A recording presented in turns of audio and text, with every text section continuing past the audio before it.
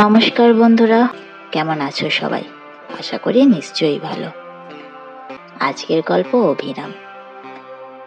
আশা করি অভিরাম তোমরা শুনেই থাকবে, তাও আর একবার শুনে নাও।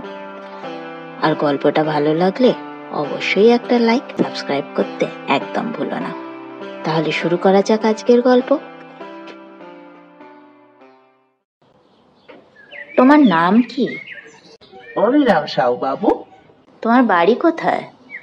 উলিপুর গায়ে বাবু, উড়িষ্যা। বাড়িতে আছে কে? আমার দাদা আছে, বৌদি আছে, দুটো ভাইপো আছে। তোমার বাড়ি যেতে হয় না? কালো ভদ্রে বাবু, আমি তো সংসার করিনি, ধান জমি আছে কিছু, দাদাই দেখে। তুমি বাড়ি গেলে বদলে দিয়ে যাবে তো? নিশ্চয়ই, তবে সে দরকার আমার হবে না বাবু, হলে বদলে দিয়ে যাব নিশ্চয়ই। বদলির কথা কেন উঠলো সেটা তোমায় বলি। আমার সন্ধেবেলা একা থাকতে ভয় হয়, আমার ভূতের ভয় আছে। আমি রান্নার লোক যাকে পেয়েছি সে ঠিকই সন্ধেবেলা রেঁধে দিয়ে চলে যাবে, তখন আমার কাছে আর একজন লোক থাকা চাই। সে নিয়ে আপনি চিন্তা করবেন না বাবু, ও হয়ে যাবে। আমার নিজের মনে কোনো ভূতের ভয় নেই। ঠিক আছে অভিরাম। লোকটিকে বেশ ভালোই লাগলো শঙ্করবাবুর। 40-এর কাছাকাছি বয়স, বেশ হাসি খুশি, চালাক চতুর চেহারা। স্টেট ব্যাংকের কর্মচারী শঙ্করবাবু এই 7 দিন হলো বদলি হয়ে পশ্চিম বাংলা আর উড়িষ্যার বর্ডারে এই ছোট্ট শহর কাঞ্চনতলায় এসেছেন। নিজে একা মানুষ, 2খানা ঘর সমেত একতলায় একটি ছোট বাড়িও পেয়েছেন, তাতে তার চলে যাবে। তবে বাড়ির পরিবেশ নিরিবিলি, তাই একজন চাকর সব সময় থাকা দরকার। শঙ্করবাবুর ভূতের ভয়টা একটা খাঁটি ভয়। অনেক বছর ধরে অনেক চেষ্টা করেও সেটা তিনি আর কাটিয়ে উঠতে পারেননি। অভিরামকে শঙ্করবাবুর দিনে দিনে বেশি ভালো লাগতে লাগলো। এমনি কাজ তো ভালো করেই, খাটতেও পারে। আর সন্ধেবেলা সে সত্যি করে শঙ্করবাবুকে সঙ্গ দেয়। আর একটা জিনিস শঙ্করবাবুকে অবাক করে, সেটা হলো অভিরামের গল্পের স্টক। সে বলে যে সব গল্প সে ছেলেবেলায় নাকি তার দিদিমার মুখে শুনেছে। উড়িষ্যার অফুরন্ত রূপকথা, রূপকথা। অভিরাম ভূতের গল্প বলার মন্ত্রণাও শঙ্করবাবুকে দিয়েছে, কিন্তু শঙ্করবাবু তাতে আমল দেননি। আমি অনেক ভূতের গল্প জানি বাবু, অভিরাম বলল। তা হোক, ও জিনিসটা তুমি বাদ দাও। তা বেশ বাবু, তাই হোক। তবে যদি কোনোদিন মনে হয় ভূতের ভয় কাটিয়ে উঠতে পেরেছেন, তো আমায় বলবেন, তখন আমি আপনাকে ভূতের গল্প শোনাবো। দেখবেন কেমন মজাদার গল্প। তুমি নিজে ভূত মানো অভিরাম? আমার আর মানা না মানার কি আছে বাবু, ভূত থাকলে আছে, না থাকলে নেই, ব্যাস ফুরিয়ে গেল। তবে ভূত মানেই যে খারাপ লোক হবে এটা আমি মানি না। ভালো ভূত হলে খেতে কি। কথা আর বেশি আগালো না। এই ঘটনা 3 মাস পরে এক বর্ষাকালের সকালে অভিরাম শঙ্করবাবুর কাছে এসে বলল, বাবু, দাদার কাছ থেকে চিঠি পেয়েছি। বেশি বর্ষা হবার ফলে আমাদের ফসলের খুব ক্ষতি হয়েছে। দাদা একা সামলাতে পারছেন না, আমাকে 3-4 দিনের জন্য যেতে দিতে পারবেন বাবু? শঙ্করবাবু এই অবস্থায় আর না করতে পারলেন না।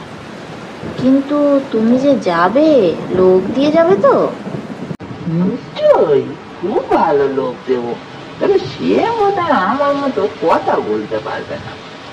তা হোক, সন্ধেবেলাটা আমাকে একটু সঙ্গ দিতে পারলেই হল। তা খুব পারবে। আপনি যতক্ষণ শুতে না যাবেন ততক্ষণ আপনার কাছে থাকবে। অভিরাম চলে গেল। 3 দিন পরে শঙ্করবাবু এক পোস্টকার্ড পেলেন তার ভৃত্যের কাছ থেকে। খবর ভালো নয়, আরো 3 দিন লাগবে সামাল দিতে, তারপর অভিরাম ফিরবে।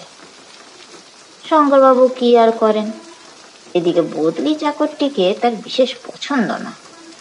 লোকটা যেন বড় বেশি গোমরা, যদিও কাজ ভালোই করে। পরের দিন সকালে রেডিওতে খবর শুনে শঙ্করবাবু স্তম্ভিত।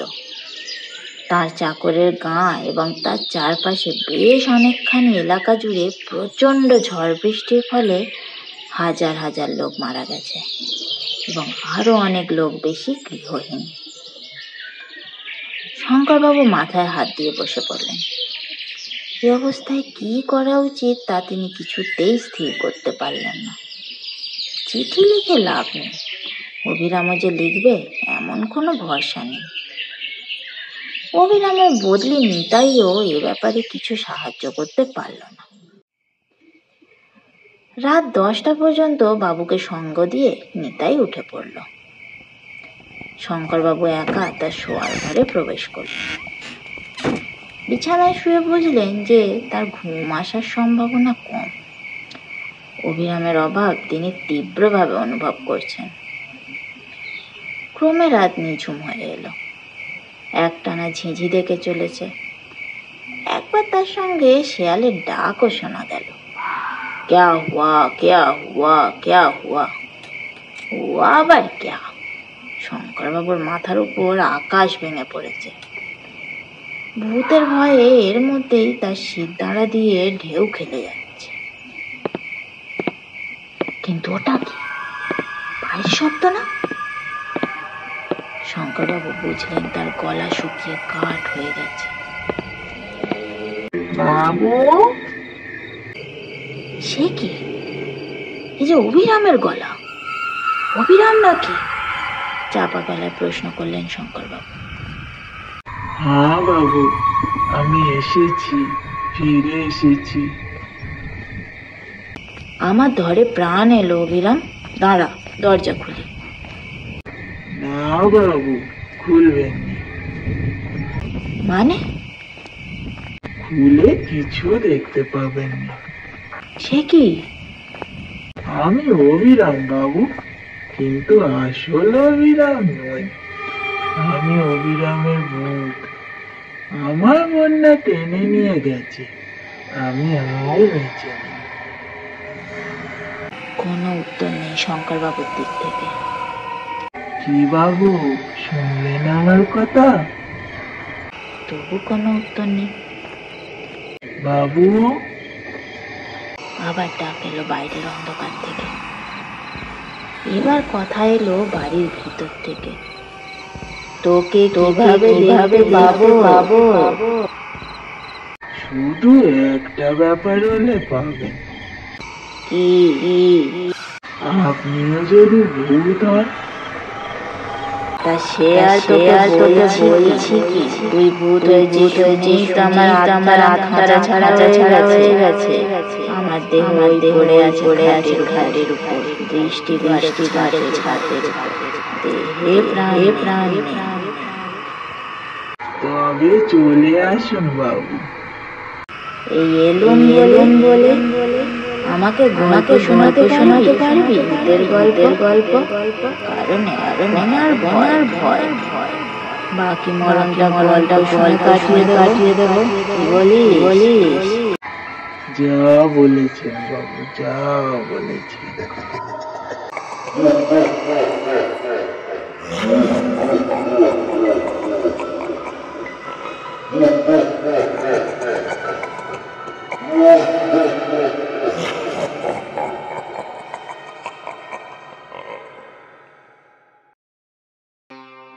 কেমন লাগলো আজকের এই ছোট্ট গল্প অভিরাম? ভালো লাগলে অবশ্যই লাইক করো, আর কমেন্ট বক্সে জানিও আর কি গল্প শুনতে চাও। যদি তা জানাতে ইচ্ছা না করে তাহলে তো ডেসক্রিপশন বক্সে দেওয়াই রইল ইনস্টাগ্রামের আইডি, ডিএমও করতে পারো। তাহলে আজ এ পর্যন্তই। ভালো লাগলে গল্পটিকে লাইক ও চ্যানেলটিকে সাবস্ক্রাইব করতে ভুলো না। দেখা হচ্ছে খুব তাড়াতাড়ি পরের গল্পে। ততক্ষণ ভালো থেকো, ভালো রেখো।